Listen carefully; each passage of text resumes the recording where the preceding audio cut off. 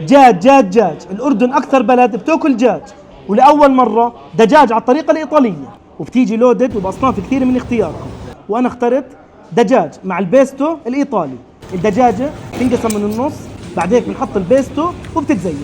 والنوع الثاني دجاج إيطالي مع الفريكي والكريمة، وبتتزين بالبرميزان والريحان. والنوع الثالث اخترته نودلز، وبتتزين على الطريقة الآسيوية. وشوفوا ما شاء الله الدجاج الإيطالي ما أرتبه. وبنقول بسم الله.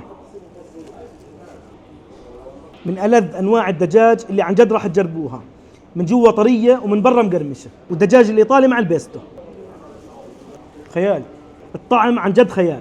الفريكة مع الفطرة والكريمة، بس شوفوا لي ما شاء الله طراوة الدجاج، طعم فوق الوصف. أنا ما راح أحكي، تعالوا جربوا. وعندهم حمص بيستو رهيب. ودور النودلز عن جد خيالي، ومن النوادر تلاقوا مكان دامج كل ثقافات الأكل بمكان واحد. الأبيتايزر عندهم مبدعين، السلد مانجو والتاكو والبونلس. المانجو خيالية ولازم أجرب التاك. الحمد لله. نصيحة من أخوكم الصغير باسل، إذا ما بتجرب كله على نصيحتي جد راح يروح عليك.